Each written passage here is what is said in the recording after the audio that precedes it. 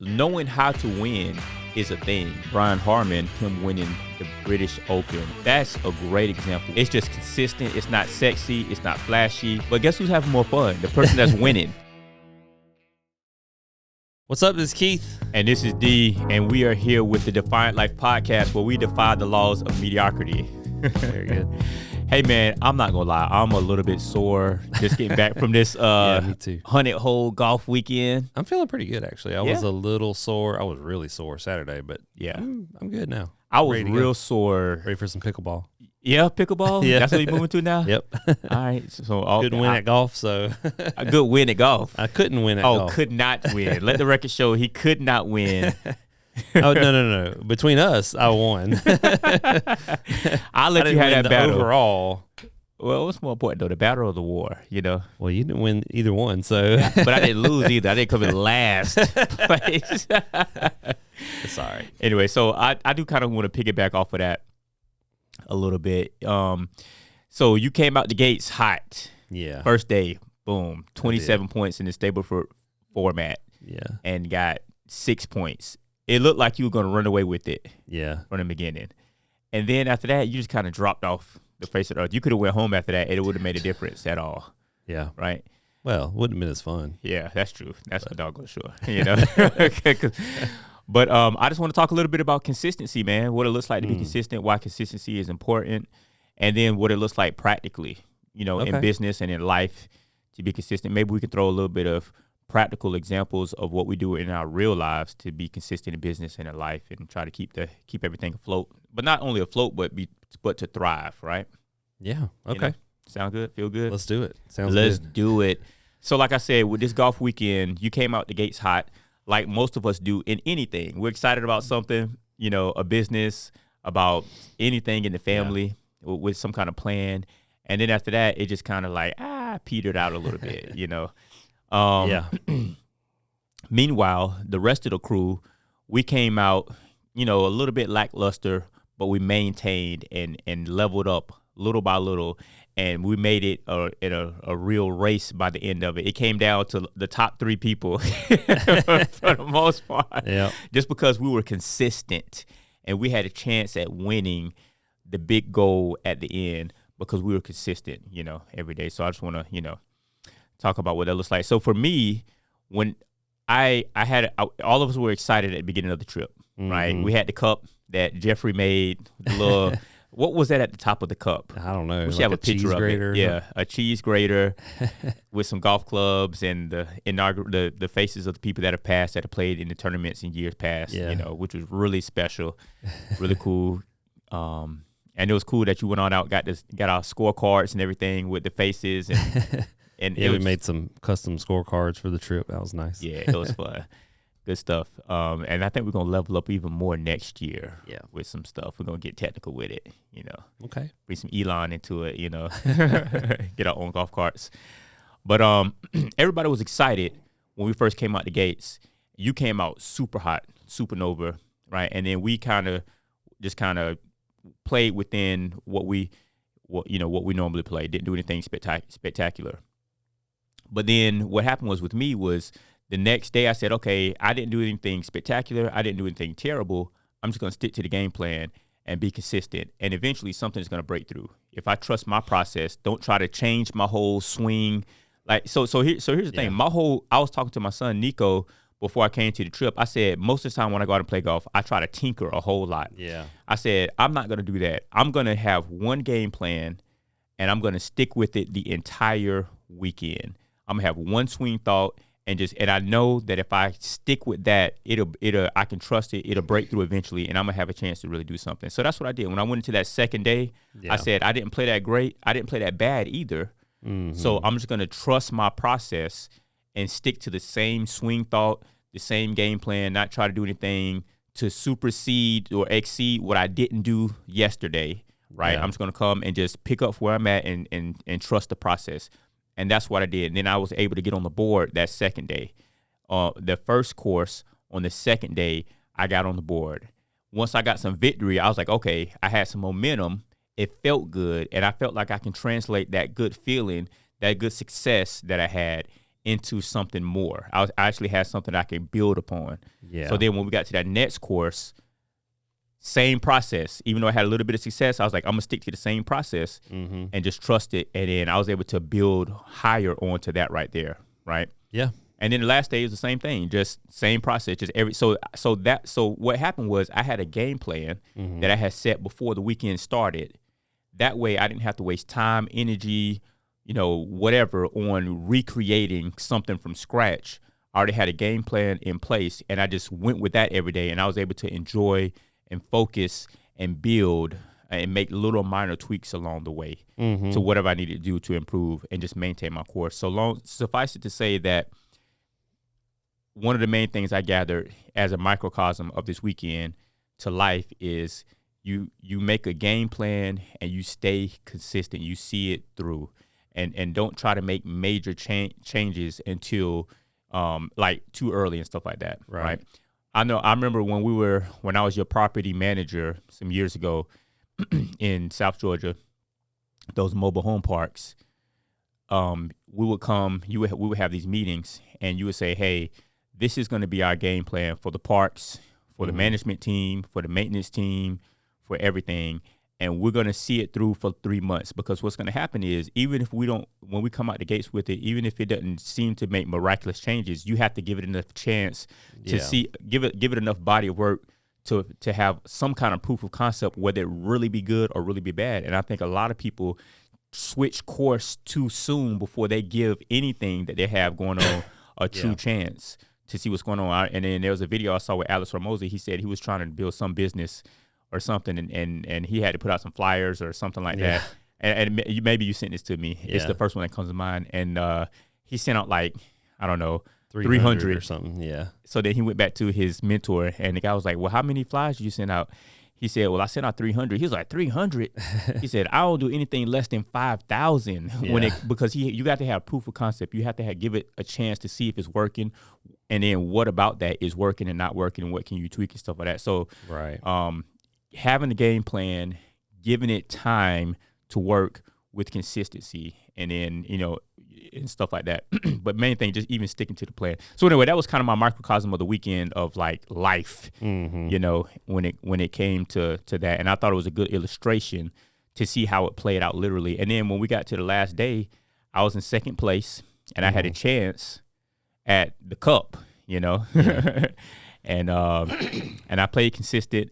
And then I guess another episode we could talk about pressure. But anyway, when the pressure got down to it and everything, I just didn't quite pull it off. But we had fun. Yeah, I didn't necessarily try to change anything. It just didn't come together. I don't play enough to be consistent at golf. That's the thing, because I just don't play enough golf to be consistent. I can shoot 75 or 105 on any given day. That's true. So, on the same day. Possibly the same day, yeah. I think I did something similar to that, actually, whenever we went out. I don't remember what it was. For people who don't know, we're talking about this is a tradition that we have had. Some friends of ours started several years ago. I don't know, maybe 20 years ago, something like that. They started doing this 100-hole golf weekend. So basically, they were playing several courses in South Georgia, just traveling around playing these courses over the course of 3 days. And then after the first one, they realized that they were 1 hole short of playing 100 holes. So then they added us another hole. So now we do 100 holes, and they've been doing that for a long, long time. 3 of the first 6 or 7 members that started the thing have passed away now. And so we've kind of, it's a smaller group than it was, but we are carrying on the tradition. So possibly adding some new people. We'll see. But anyway, whenever we do that, what we do is we play 36 holes on Friday. Typically, we started this one on Thursday, but typically it's 36 holes on Friday, 45 holes on Saturday, 18 holes on Sunday. So we play, we play one course in the morning. We travel to another course. We play that in the afternoon. Then we travel to a hotel, spend the night, get up in the morning, play 18 near that hotel. Then we go to a nearby city and play 27 in the afternoon. Then we come back to the same hotel. Then we make one last trip in the next day, and we play 18 that next day. Right. So the thing for me about golf is that I just don't play enough to be consistent. I used to play a lot, and I used to be pretty good, so I can still put it together every now and then. I just can't consistently keep it up for a long time, usually, because I just don't practice enough, which I think is another lesson for life in general. And so I used to run into this in the gym a lot. The people who are successful in the gym are not necessarily like losing weight, getting in shape, whatever. They're not necessarily the ones who have the best program. It's the people who stick with it the longest.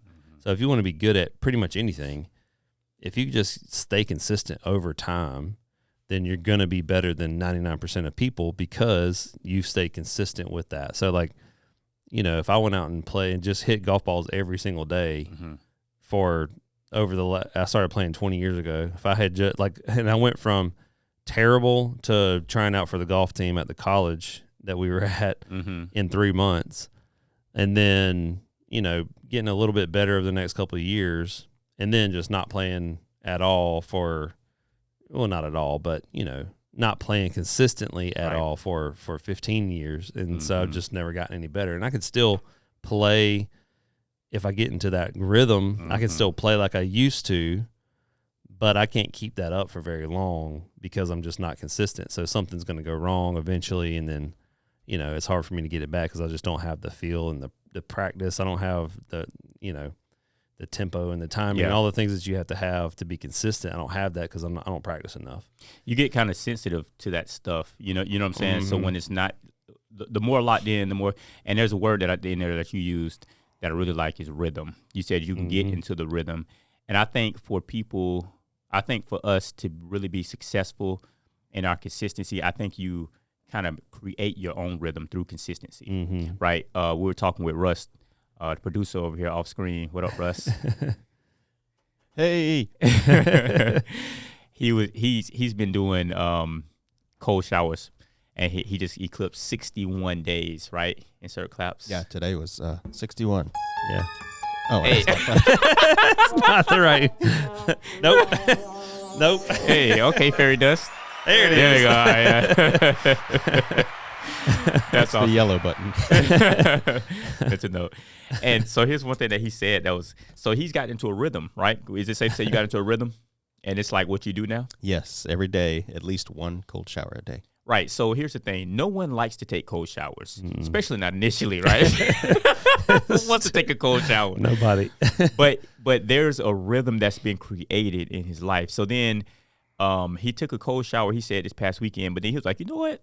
I'm going to venture back into the world of a warm shower. Let's see what that feels like. I remember I used to enjoy those. And tell us what that felt like, Russ. Yeah, so last night I decided to reward my second month of cool showers with a hot shower, and I got in and it felt horrible. It felt steamy and oppressive and sweaty in a way. It was just it was different, it's just different.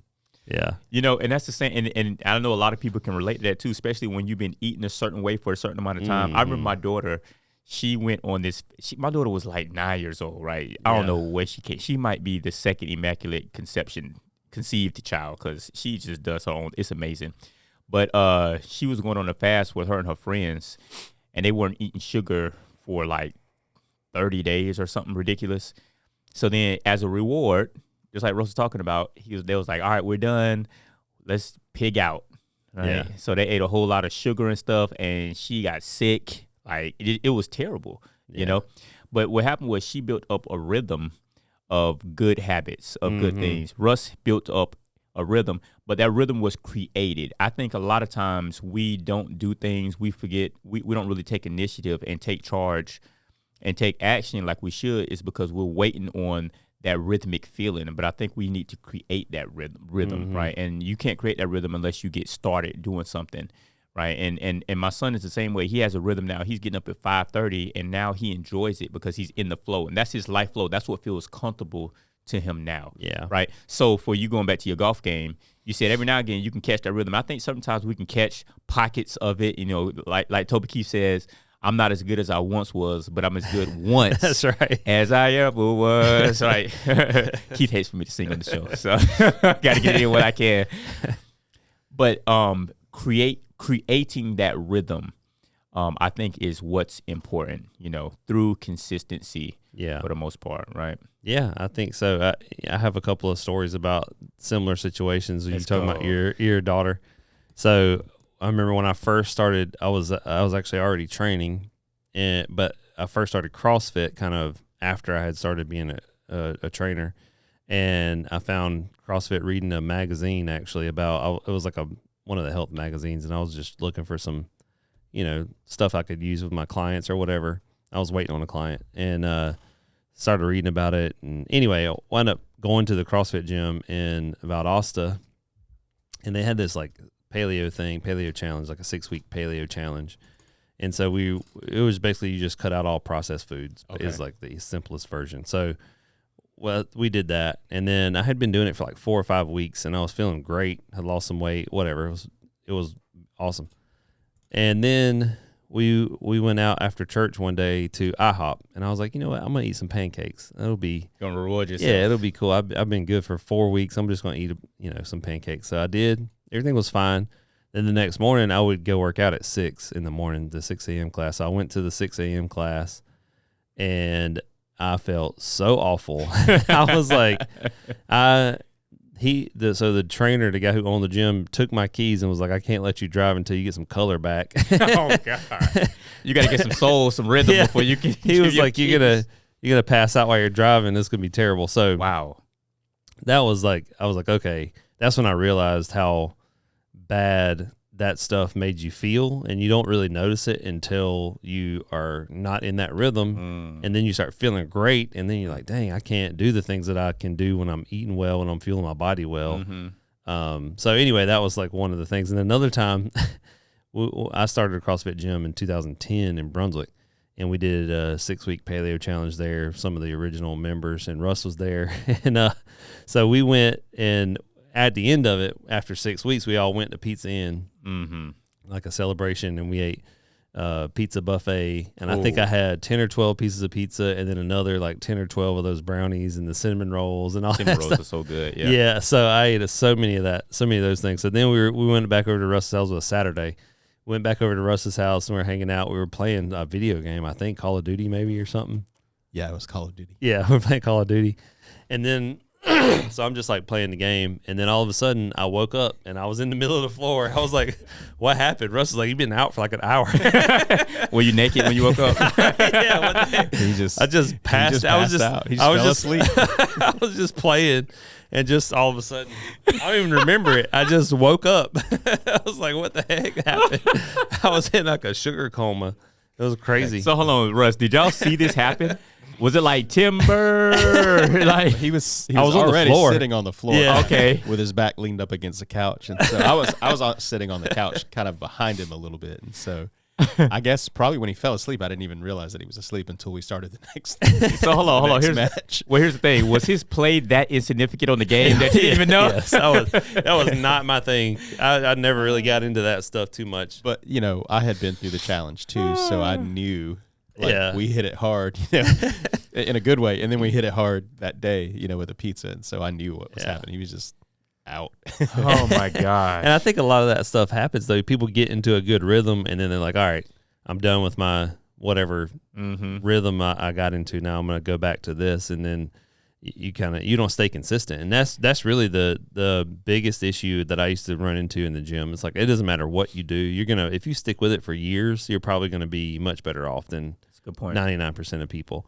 Same thing with golf. Like if you go out and practice 15-20 minutes every single day, you're going to be better than 99% of people after 5 years. That's true. Because that's the thing. We say we get through these challenges and we want to reward ourselves, but the real reward is having a desire, a passion, a rhythm for that thing that you were doing in the first place. Yeah. Like, what's your end game? What's your end goal? To be disciplined, to be consistent, to be stronger. Okay, well, if you've accomplished that, that's the reward, and then so it's like the law of inertia. An object in motion will stay in motion unless interrupted, right? Right. So we mess up our own life's inertia by throwing these wrenches in the works, thinking that we're doing something great, and it's like, come on, man, open your eyes a little bit, Yeah. So that's that, and we do it consistently. It's kind of weird that happens that way, but just let the inertia, let it keep going. I remember when I was. It's the same thing. I was drinking because I don't really like to drink water naturally. I don't know a whole lot of people that some people do. Yeah, right. Yeah, amen to that. So was going to thing. I was like, I'm just going to drink water until I like it. So sure enough, the first couple of days were terrible. I was like, who drinks water? You know, Everyone in history up Right. till 100 years ago. but I'm still living. They dead. So I must be doing something right. But and then I got to the point where I really enjoyed the taste of water. And I had been doing it for, a month or so. And everywhere I went, I was like, I really enjoy the taste of water. If I wanted a treat, I would put like a lemon in it, or drinking unsweet tea, and it was so much flavor. I was like, man, who knew unsweet tea was so good? Unsweet tea is good. I like unsweet It is. tea. I used to. Once- I would never have thought that I would drink unsweet tea until that paleo challenge, and I think that's when I started doing it. Right. And at first I was like, oh, it's terrible. But then, you drink water for a while, and then your taste changes. It's funny because I remember change. Yes. Yeah, I remember that. I like somewhere around that time when I was doing that for a long time. I after a few weeks or whatever, then I remember eating an almond and being like, dang, this is so sweet. I don't remember almonds being this sweet. And your taste just changes over time. See, bro, you drop. See, now you get into you fast forwarded where I was going. So your taste change. Just like your overall desires change for the better when you Right. give yourself a chance. When you give it that consistency with that discipline, and that's how I was. And then I messed around and had I went to Chick-fil-A one of the few times they've ever messed up my order before. I went and ordered an unsweet tea, and they gave me a sweet tea, right? And and I went back and I told them that, and they offered me stock in the company. You know what I'm saying? Like, they just go overboard with it, But Here's a $10,000 check, right. and and so, right, I went up there one time, didn't have my wallet. I was like, don't worry, it's on the house. I was like, but got a sweet tea, and I thought I was going to eat some insulin, like stat. It was so sweet. Yeah. And I was like, how in the world was I drinking this on the regular? Was this in Georgia? Yeah, it was Georgia. Yeah, Yeah, I we think called it diabetes. It was so sweet. They probably have different recipes in Georgia than in Jacksonville. So yeah, it was really sweet. But the thing was, my taste changed. Right, my taste buds, my desire had changed, and I was. And I think one of my favorite things, and I don't know why I ever stopped doing it, I was with a buddy of mine, and we were doing these push-ups. We was like, we're going to do 100 push-ups a day. Yeah. And we got to the point where we were doing them all the time. Like, we were doing probably 500 push-ups a day because we would just do them in between breaks and just doing them all the time. And I was looking good. I was feeling good. I enjoyed doing push-ups. I was feeling tight, looking right, all of that. And I had a desire to do it. I was consistent. And I don't know how I ever fell out of that. Consistent, that inertia. Something came in and interrupted it, and now yeah, I got a dad bod, yeah, and I love it, but it's not the same. It's not the same. I hear you. Oh man. So what does that look like every day? Just staying, I guess, consistent with whatever your work is or whatever your goals are. How does that look? Yeah, I think you have to start with actually making a goal. Yeah. I talk to a lot of people, and I talk to them about goals, and about what their goals are. And I'm surprised at the number of people that don't have real goals. A lot of people have hopes. A lot of people have dreams. But if you don't put a name, a number, a date, some kind of time marker to it, then it's just a dream. Right. It doesn't become a goal. It doesn't become something that you can actually attain until you put some kind of timetable on it. Right. Right. Mm-hmm. So talking to potential students that we're coaching, and talking to students that we're coaching, and I'm saying, hey, so what's your goals in real estate? Oh, well, I just want to have real estate. Okay, well, I could sell you a house. You know what I'm saying?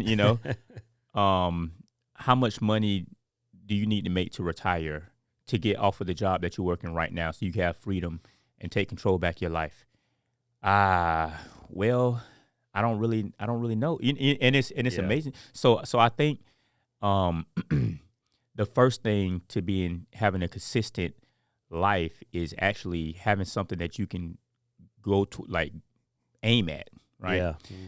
Have a target, have a goal, and then after that, I think you have to make a plan. So for me, I love that the productivity journal that you created. Mm-hmm.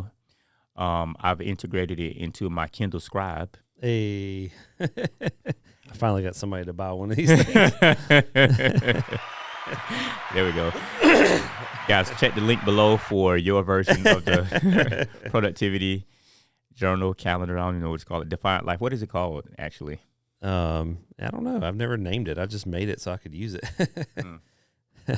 It's never been a product. I guess it was just something that I needed. So I use a bunch of different planners, and I think you're right. I think consistently planning out and blocking off time and making sure that you have focused time, I think that stuff is very important. And so I guess I had used a bunch of different planners, and I had always planned my days, even when I was like back in college not doing anything. I still planned out my days. I just never did it. But every day I would plan it out. You can't just gloss over that. Even when I was in my higher education, not doing damn thing. That's exactly that. Listen, playing Halo and passing out on the floor. I made all A's. I think I had 1 B at Edward Waters when I was there on a baseball scholarship. And then I transferred to Valdosta State. And I was going to play baseball there, but I went to one practice, and I was like, nah, I can't do this. And I wound up having surgery on my shoulder. And at that point, I was like, 5 a.m. practices, and I know I'm not going to play professional baseball. Maybe I shouldn't do this. So anyway, I calculated like, okay, I need the Hope Scholarship for the next 3 years, and I need to make this many B's and C's and D's and A's to get there. Yeah. So I would like plan out my schedule like that. All right, I got Spanish. I ain't doing nothing in that Spanish class. I went to the Spanish teacher. I was like, listen, I don't want to know Spanish. I don't need to know it. I have to take this foreign language. Like, just give me a C. I'm not going to come to class. If you need me to help you with something.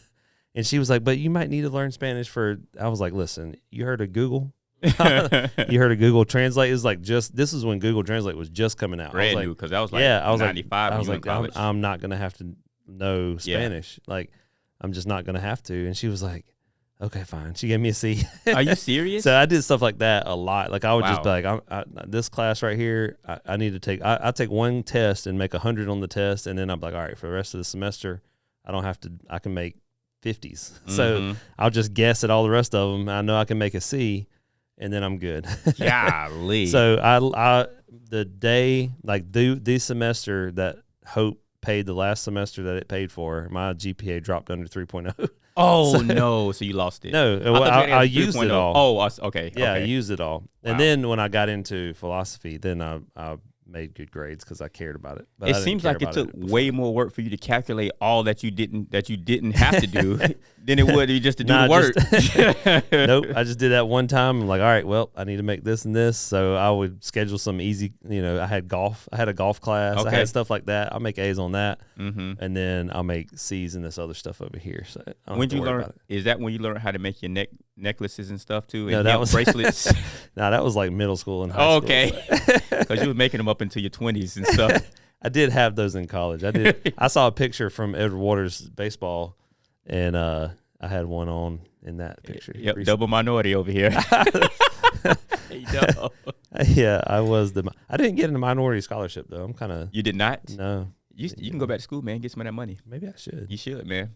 I should do that. I'm like 5/17 Cherokee, so I should get some money in there somewhere. You should get some money, yeah. I don't know if that fraction makes sense, but 5/17. Yeah, I don't know either. Yeah. Anyway, the point is, I always planned I realized how important it was to plan, but then I just never stuck with the plan.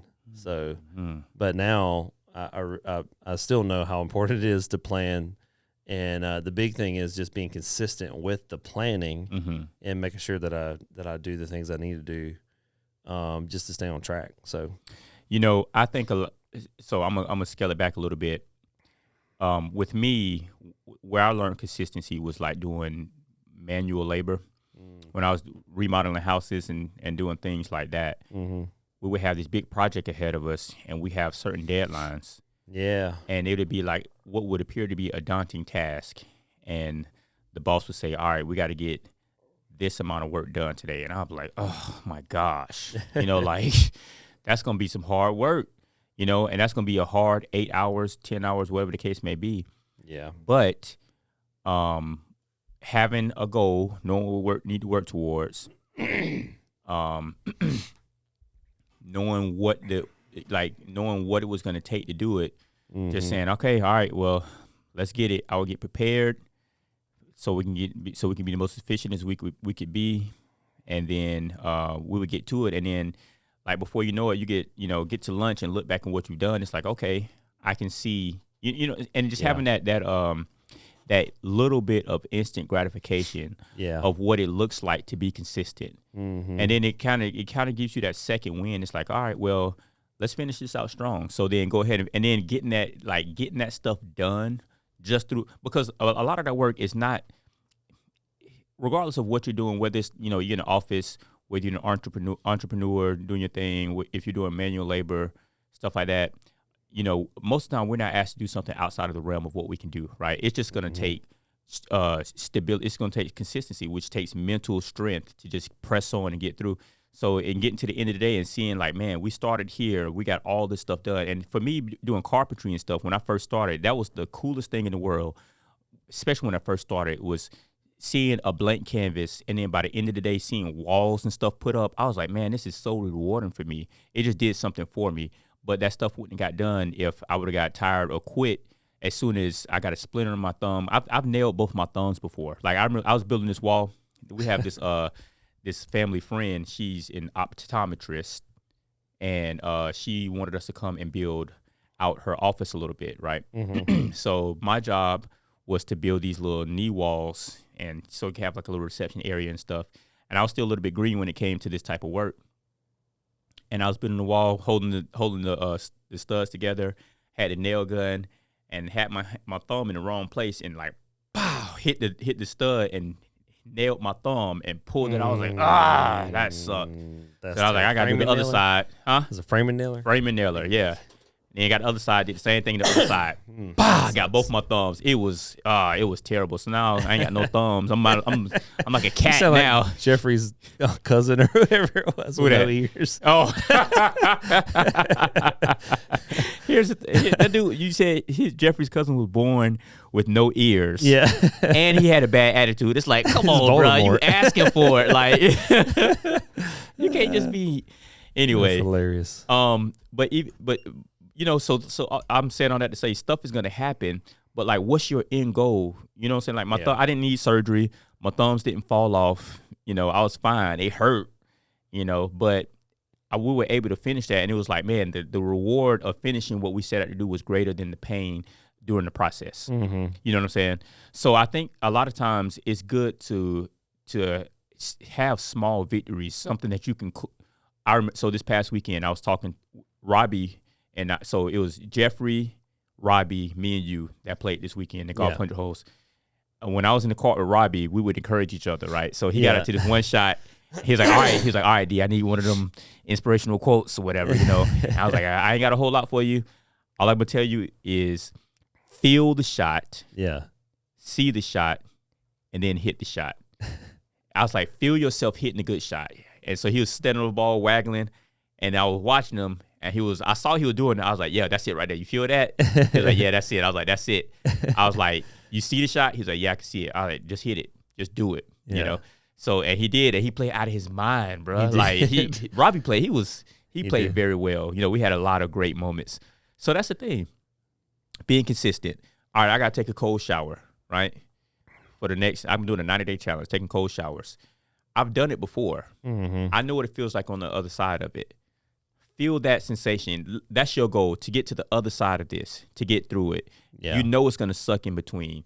But at the end, what are you trying to accomplish? What is going to feel like afterwards? So see it, feel it, go, take action. Yeah. Right? Yeah. So with me, being an entrepreneur, and especially with our business and stuff, I know what we're trying to accomplish. I've written down my goals, looking at the KPIs, looking at our metrics and stuff, all our markets and stuff. Make a game plan to get up every morning, to just do a little bit every day, and feel what it feels like to get stuff done. So when we look back, if I know I have a good plan based off of where I'm trying to go, if I can just be consistent every day, I know we're going to reach this, and then we can all celebrate together. Yeah. You know what I'm saying? So I think a lot of times we don't have enough victories. We don't pull from our past victories. I remember I was talking to my daughter one time, and I was getting her to do something.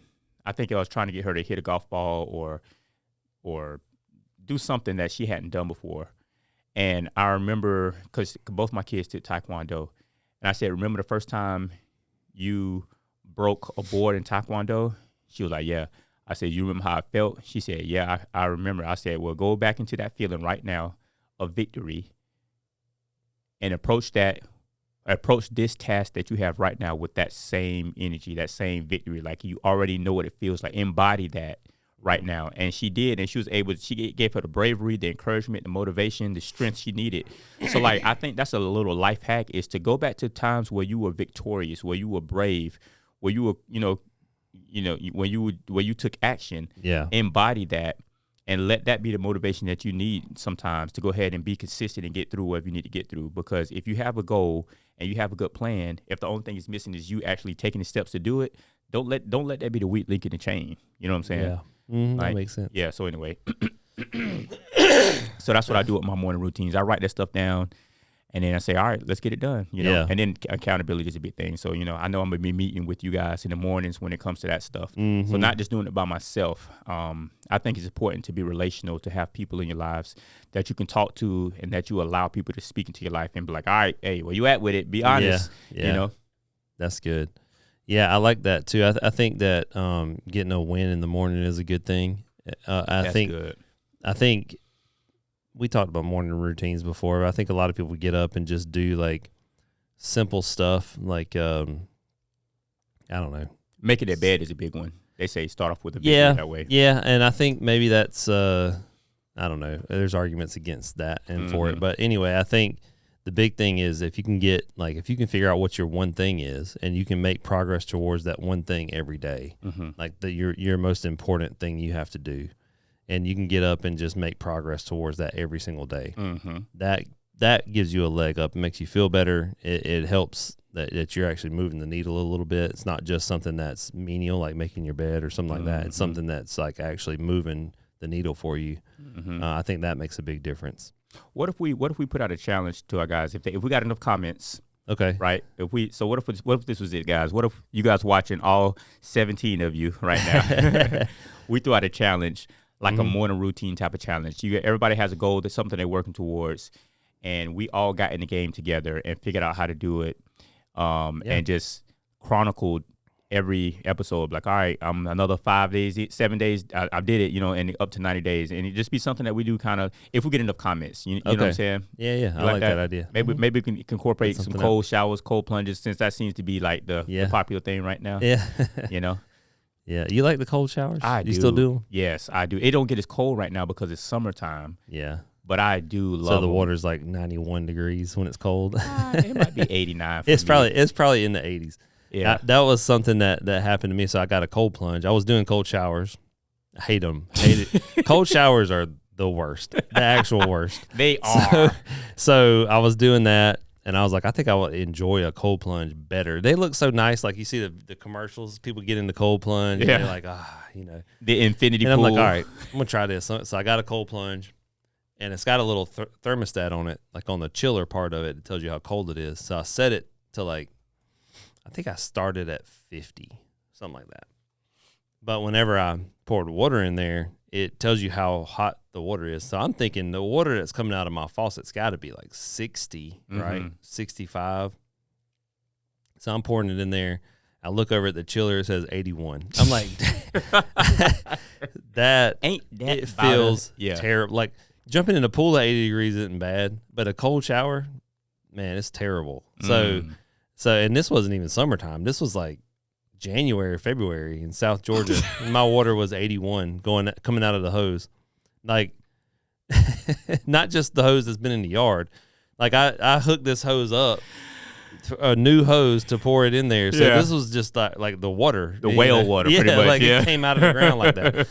So I'm like, dang, how cold is this going to be? So then I got into the cold plunge for the first time, and I thought I was going to die immediately. Like, no, you cannot survive this. Yeah. It was so bad.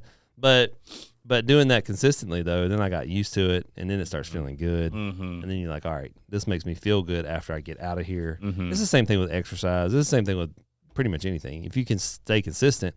But then I got off the routine for a little while. So then getting back in, I was like, okay, let me start.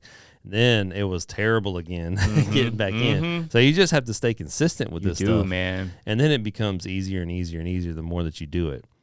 But it is also important, I think, from a business standpoint, to take time to just check out for a little while so that you can regroup. You can't go hard consistently forever. You got to take time to check out and then come back and go hard when you're coming back. So it's a weird balance.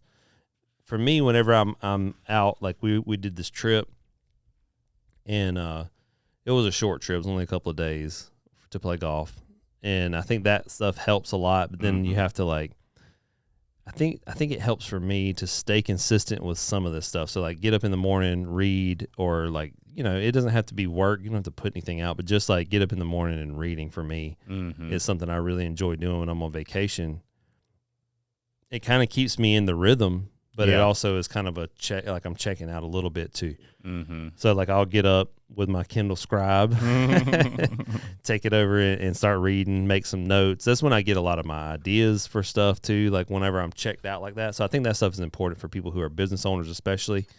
It's time for you to be creative and that kind of thing. So I think that helps. You have to. It's still consistency, but it's also a little bit of a break in the monotony of it, I guess. Absolutely. And that's the thing too. Oh, go ahead, Russ. I was just going to say, you actually just said it. I think the successful approach to that is to build that into your consistent rhythm. So whether it's weekly or monthly or annually, like you actually specifically and intentionally plan for a break. Right. And so that's actually part of being consistent. It's not It's not necessarily break. going away from consistency. It's just a part of your overall plan. It's like, farmers and their gardens and stuff, they have to have seasons of rest for that soil in order to bring in more nutrients and stuff like that, because you can like over farm soil. I don't know a whole lot about that stuff. I just, hearsay, but that just like anything, the natural rhythm of life is there has to be some break, some rest. That's good, man. I like that. So yeah, man, that's a great example. Russ just talking about Brian Harman, who was struggling with his putting, and instead of changing equipment, he got a mirror. He kept the same tools, got a mirror, saw what he was doing wrong, stuck to the process, and improved. Right. So think about how deep that is. So he had a goal, he had a game plan, he had a process. He looked in the mirror and saw the problem was him. So he tweaked, he stuck with it and tweaked his technique a little bit. He didn't forego the whole, you know what I'm saying? It was so I think, like I was talking about, you being the weak link in the chain. A lot of times we buck the system too quickly, and a lot of times these challenges that we're facing in life and in business are there because there are areas in our lives that we need to level up. Right. You know what I'm saying? Yeah. And that's a great example with him winning the British Open. With the same tools, same everything. He just made some tweaks. He saw some holes in his boat, so to speak, patched those up, and was able to excel and improve week after week. That's a great illustration. That is good. I think that consistent sort of practice and attention to detail is very important. And in the situation that he had, instead of, like you said, changing, like making this huge change to a new putter, he just made some minor tweaks and then practiced consistently until it was right. And that's what I think is important for people. And people don't think about that in business. They're like, oh, well, I got to go do this and that. And if it's not working, I got to make these big changes instead of practicing to get better. So let's think about it. Probably the easiest example I have is in terms of like sales. Like somebody's getting, whatever, they get people to come in the door and then they're not making sales. We used to have this happen at the gym. So instead of making huge changes, we would look at the recordings. We had a camera in the office and we would watch and say, okay, what did we do wrong? What's going on here? Why are we not making sales? Why are we not getting the point across to people that they need this and that it's going to be helpful for them and that kind of thing? And so then we would be able to see, okay, this is what we're doing. Let's tweak this one thing. Sometimes it's nothing. I was just watching. We're in sort of a mastermind group for consultants, and I was watching one of the videos this morning, and the guy who was talking said, "I had somebody review my VSL or my his webinar that he does, and I'm not even sure what industry he's in, but he does a webinar. People sign up for the webinar, and then after the webinar is done, he sends them a link to a strategy call, which is where he sells whatever his service is. And so he was saying, I've been like, my bookings for my webinar have gone down to almost nothing, and I don't know what's going on. And he said, I talked to Taylor about it, or whoever it was that I don't remember who it was. I talked to so-and-so about it, and whenever my webinar, and we looked at past webinars, and we saw that the energy level was different. All the words were the same. Everything else was the same, but he had like a really high energy level in the past. And for some reason, probably because he got older, he's done it a bunch of times, then his energy level went down. So he said, I made that one simple tweak. Didn't change anything about the webinar. All I did was come with a lot more energy this time. And he said, I just 15 minutes ago got off the webinar, and I've already had more bookings than I've ever had in the past. Wow. So all it was just a simple tweak in energy. And so people want to like go ahead and scrap this thing and like start a new thing. And maybe this isn't, I need to try something, but really it's usually just a small tweak that you need to make, or just stay consistent, stay the course, yeah. And then figure out what it is that you're doing, make a small adjustment, and then stay the course, and then make another small adjustment and stay the course. And then over time, you get it narrowed down. You get whatever it is in your business.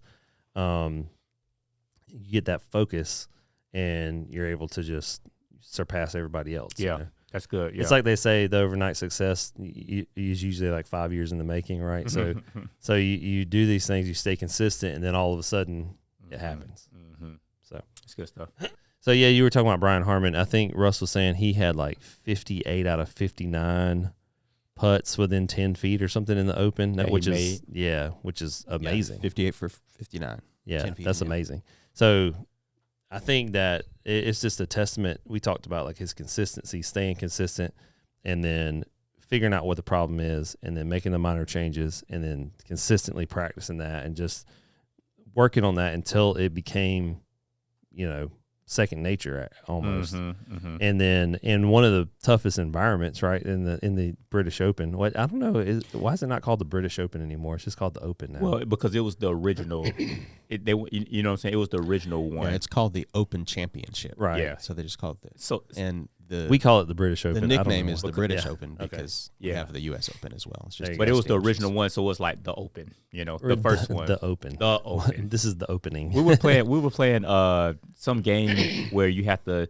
It's like an alliteration game, card game, and whatever letter you get, you have to think about however many words you can based off of the category. And then so my son and his teammate had the letter T. And they had to think about something that was in space that started with T. And he said, the sun. Bro. Nice. We lost it. I was like, that's very good. Because it's not called sun. It's called the sun. Yeah. And we argued it. We didn't give him the point, but it was like the highlight of the whole vacation. That's pretty good. So anyway, the sun. That's pretty good. What game is that? I cannot remember the name of it. It was. I think I know what you're talking about. Yeah. I've played it before. It's Categories. Maybe that's the one what I'm it thinking is. about. It's awesome. Yeah, it's awesome. That's good. Anyway, Brian Harman, he's a local guy. I remember watching him play golf over on Sea Island some. I caddied in groups with him and some of these other guys. And not just like the putting in, but like the consistency that they have compared to what I had this past weekend. We talked about that some. It's like I was talking to Jeffrey about it when I was playing with him. I was like, I can play pretty well, but it's really hard for me. So I had like a stretch of like 9 holes where I was 1 under par, and I can put a stretch like that together, but it's really hard for me to do it over 18 or 100 because I just can't stay consistent. Like that's the biggest difference between somebody like me and one of these guys who are like serious professionals, or like even like a scratch golfer or whatever. Like those guys are not that much better. Like I can hit the ball kind of like they do, not all of them, but like some of those guys, like I can hit those shots 1 out of 100 times. That's true. They can do it 99 out of 100 times. That's you true. know what I mean? Yeah. Here's from an article from the PGA Tour talking about Brian Harman. It says, a 36-year-old veteran who ranks just 144th on the PGA Tour in distance off the tee combined consistent ball striking with an otherworldly performance on the greens to hold off the top players in the world. It. Yeah. He says while Harman may be giving up 20 to 30 yards per drive to fellow competitors, he sets up his equipment to help magnify his strengths and minimize his weaknesses. Yeah. That's There it good. is. Yeah, that's it. Yep. It's got to be consistent, man. I mean, I caddy for a lot of scratch golfers, and we would go out and play, and I'm like, I could beat this guy, you know? Mm-hmm. But then at the end, he's shooting like 71, and I'm like, dang, I can't beat this guy. Well, here's the thing. Even with players that you play with that aren't just I've got beat by so many people that just play what we call old man golf. Oh, yeah. They right just down the middle. Right down the middle, 200 yards. They hit another hybrid, 180 yards, chip in the putt. Yep. It's just consistent. It's not sexy. It's not flashy. Right. But guess who's having more fun? The person that's winning. That's right. You know what I'm saying? Right. Like they say drive for show, putt for dough. Okay, that's cool. I hit my driver 320 this one time, but I'm in the woods. Right. Like it felt good, but it don't. Yeah. And here's the thing too. With one thing I noticed over this past weekend, the people that were winning and playing good, like they didn't complain about their body hurting. Right. when you feeling winning, pretty good when you doing good, Yeah. everything, life is good. Well, for me, it was the first round. So Yeah, you felt great, right? I felt great.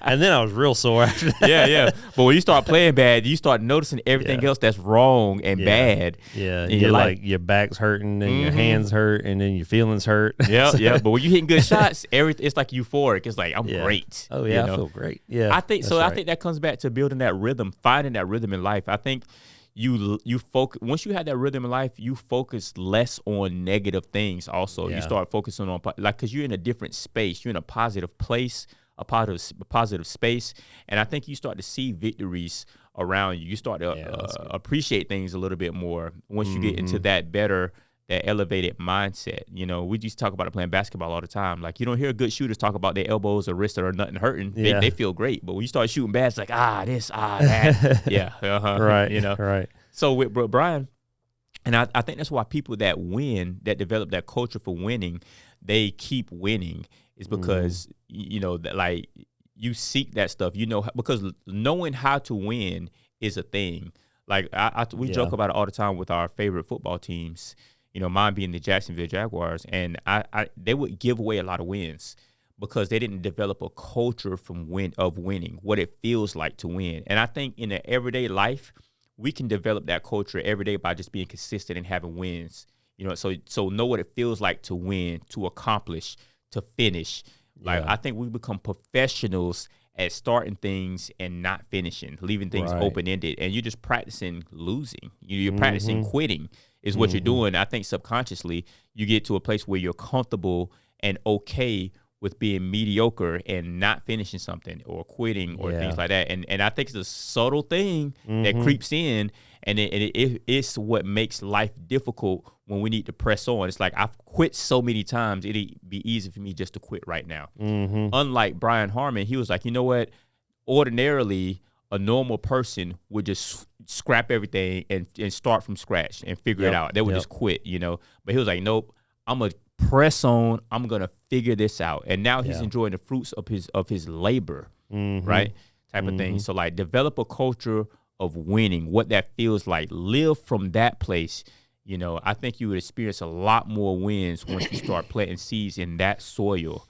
And that's something that we can definitely control. You don't have to go out and make $1 million today, but if you can start off, like you said, with a victory and accomplish something, you know what it feels like to win, and you can just develop a string of wins every day. That's the rhythm of life right there. Yeah. That's the rhythm that you got to find. That kind of reminds me of a couple things too. John Daly, this reel about John Daly telling a story about Tiger Woods has been going around. I've been seeing it. So like, okay, I hadn't seen it. Yeah. So John Daly said that he played, I don't remember what tournament they were playing, but he paired up with Tiger on like a Saturday or Sunday. It wasn't the first round. Like the first round they played, and then they got paired up together or whatever. Okay. So they're like sitting in the bar, John Daly, and he's got some other people there, and they're drinking like pitchers of beer and liquor, all this other stuff, doing shots, whatever. And Tiger walks in. He's like, "Hey man, come drink with us. Come have a drink." And Tiger's like, "Nah, I got to go hit some balls." So he goes out and hit balls. A couple hours later, he comes back. They're still in there just pounding them. So he's like, they're all really drunk. Tiger comes back in. He's like, "Hey man, come have a drink with us." And Tiger's like, "Nah, man, I gotta go work out." So a few hours later, he comes back in, and he said at this point, I think I don't remember the numbers, but he's in like the teens or 20s of drinks that he's had now, and he's like, they're all hammered. And he says, Tiger came back in. He's like, all right, man, come have a drink with us. He's like, nah, man, I got to go to bed. Like, if I had your talent, I'd sit here and have a drink with you, but I can't keep up with you guys if I'm not consistent with my workouts and my practice and stuff like that. And so John Daly said they went out the next day, and John Daly shot 65 and beat Tiger by a lot. But the thing with people like him is that he is so good, so talented, so great, but he's not consistent, which is why he's not the best ever. And never be in that conversation. Because he's never been consistent, right? Mm-hmm. And then I caddied for this guy. I was in a program a lot of years ago, and I don't even remember his name. If I said his name, you would know him, but he's not even in the conversation of golfers, right? He's just one of those guys that's been on tour for 20 years, but nobody knows. Like, you would probably know his name, but you don't really know who he is. I don't know if he's ever won. Maybe he's won one or two over the last 20 years. But he stayed on tour. He's kept his card, and so I was walking, and the guy I was carrying this guy's bag, and he was talking to. I can't remember the guy's name now, but he was talking to the guy. He sounds very Matt Kuchar-ish. No, not Matt. Matt Kuchar's way higher profile than this guy. Okay, gotcha. Yeah. So, anyway, he was talking to the guy. He's like, how much do you practice? He's like, I don't practice. He's like, I play, 45 tournaments a year. And he's like, when I'm home, I'm home. I don't go to I haven't been on a driving range other than warming up for a round in years. He's like, I don't hit balls. I don't have a coach. He's like, I go and play. And that's it. I play the pro-ams because we have to, and then I just play my 4 rounds and go home. If I make the cut, I make money, And it was like, well, he wasn't interested in being one of the best. He just wanted to make a living doing it. So he wasn't consistent with practicing or anything like that. But that's why he'll never be a Tiger Woods or somebody like that. And he may have the talent, like John Daly had so much talent, but he was never in the conversation for the best ever because, he's sitting around drinking beers instead of going out to the range and practicing and being consistent. And it's fine because that's what he wanted. And it's the same thing with this guy. He probably is not living the life that he wants, but he's at least staying on tour. And he probably could get better and could be in the running and have these things happen. But because he's not consistent with the way he practices, he's just never going to be. And that's just the way he lives. So it was an interesting thing. That was way back in like 2010 probably. Okay. When I had that conversation and I talked to his caddy. And his caddy was like, yeah, we've been together for however many years now. And he was like, I was a banker before, and then when the crash happened in 2008, I lost my job and I knew him from college or whatever, and he got on tour. So now this guy's just like traveling around, but they're away from home like 40 to 45 weeks out of the year. Yeah. Wow. So it's a really tough living to try to make, out there on tour if you're not winning. Yeah. So, yeah. And for the caddies too, they get 10%.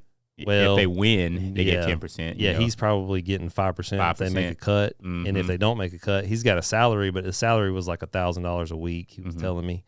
And to be traveling that much, you have to pay for all your own hotels. So like those guys, and he's like, where we traveled, that's not even a one night in a hotel room. Like on Sea Island, you can maybe get 2 nights for that. You got to be there for 4 days. You got to figure out something else. So stand in Brunswick. Yeah, they're gonna be. Yeah, they're staying across the causeway. Yeah, at the Motel 6 or whatever. Night's Inn. Yeah, the Night's Inn over there. That's right. Oh gosh, renting the room by the hour. Yeah, Sands Motel. Oh man. But there's the thing though. So his goal it's interesting.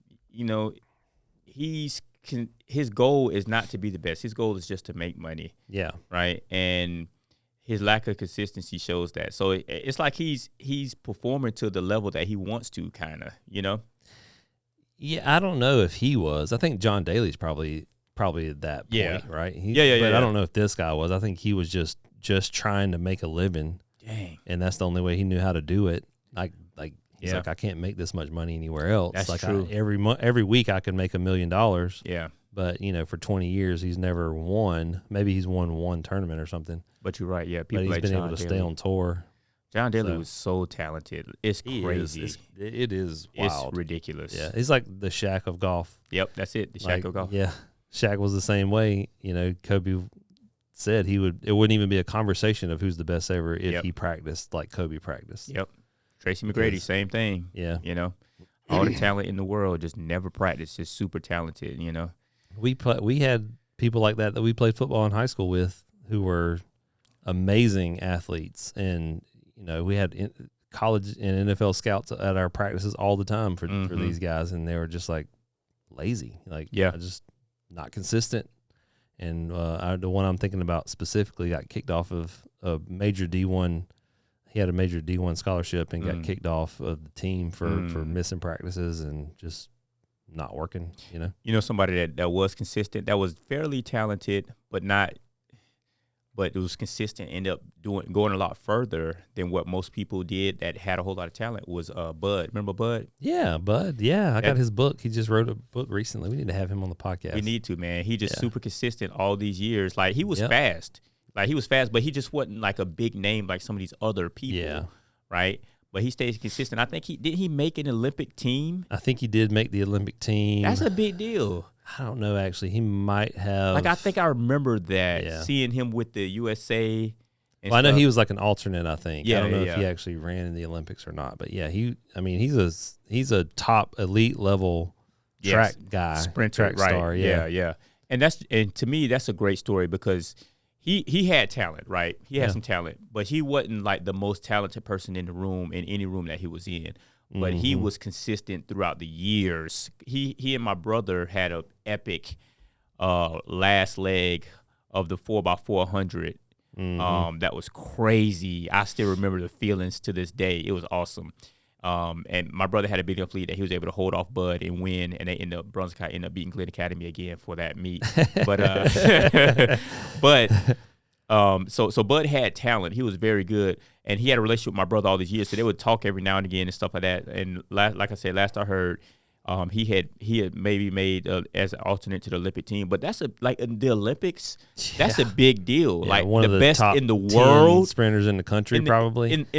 Can you look that up, Bud Bennett, Russ? I got his book. I can't, and it's in there. I just can't remember exactly. Yep, that's some consistency right there. That's awesome. Yeah, but see, he's a good example of one of those guys that, like, I don't remember him being super talented. Exactly. He just was consistent, worked hard, and then incremental made it happen. Yeah, incremental improvements. Right. You have to have talent to get to the top level of anything. Yeah. You have to have talent, no matter what. Like, you know, if you in business, even like if you don't have any kind of charisma, if you don't have any, you can't deal with people. Like, if you don't have any emotional intelligence, if you don't have some kind of like skill, some kind of talent, but all that stuff is learnable. That's what I was about to say. In business, all that stuff is in life. That stuff is learnable. I mean, I guess you have to. You can't really teach somebody how to run fast for real. You know what I'm saying? Yeah, you can. Well, you can, but like there's a limit on that. Right. You have to have some kind of talent to be at the top level. Yeah. But like, I can never be like, I can work with Usain Bolt for the rest of my life. And go back to my. And you probably still wouldn't beat me. So.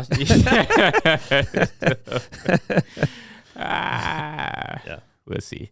We'll get back on that golf course. I'm itching already. Like, we gotta listen. What you trying to do with this Sea Island Golf Pass? You know what I'm saying? You already? I'm ready. Whenever you are. Can I still get that slot? Is that cool? Yeah, that's fine with me. Okay. All right. You got it over there, Russ? You see anything? Did he make the Olympic team? He ran in Olympic trials. Okay. For sure. He was decorated as a Bulldog, 3-time outdoor All-American, finished runner-up in the 2005 SEC outdoor meet and 400 hurdles. Nice. 2005 NCAA championships. He set a school record. At UGA? Wow. That's awesome. That is, At Georgia, Bennett went to his first Olympic trials in 2004, competed in the 2008, 12, 16 trials as well. In 2012, he had a semifinals appearance.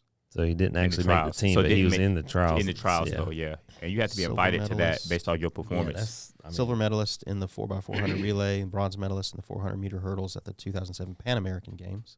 Wow. 2010, he finished 6th in the 400-meter at the USATF Championships. That's a big deal. ATF. Yep. So he's also an assistant coach at Georgia, coaching 18 NCAA All-Americans. Wow.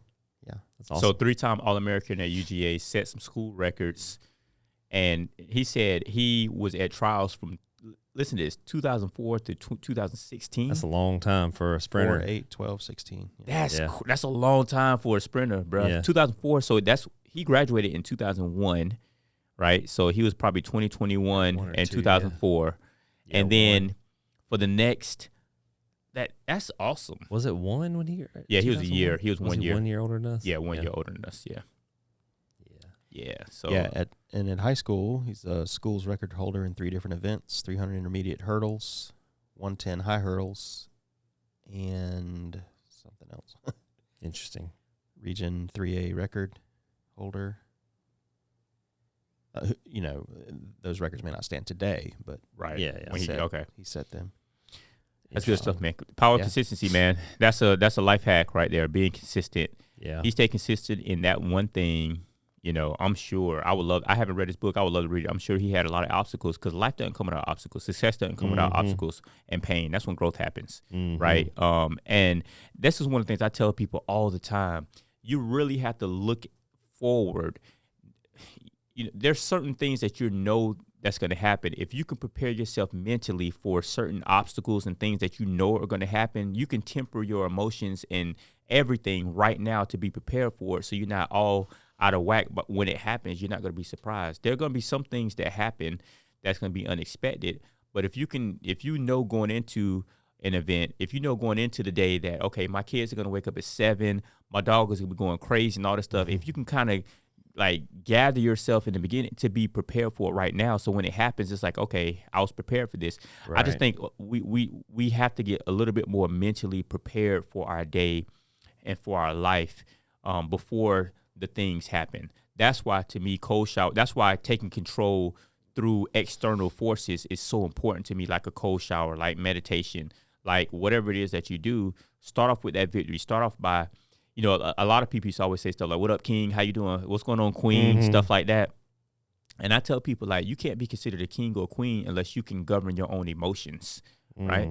So, like, govern your own mind. If you can't, like a king or queen, they own territory. Like, they have dominion over stuff. If you can't have dominion over your own mind, over your own emotions, then you're not a king or queen of anything. Right. So, like, that stuff starts with you in the morning, taking dominion, taking control of your own life, and then being consistent with that stuff. You know what I'm saying? Yep. So anyway, I can talk about that stuff for hours. Right? Yeah. Raise your perspective. Wrapping up. Cool, man. All right. All right. See y'all next week.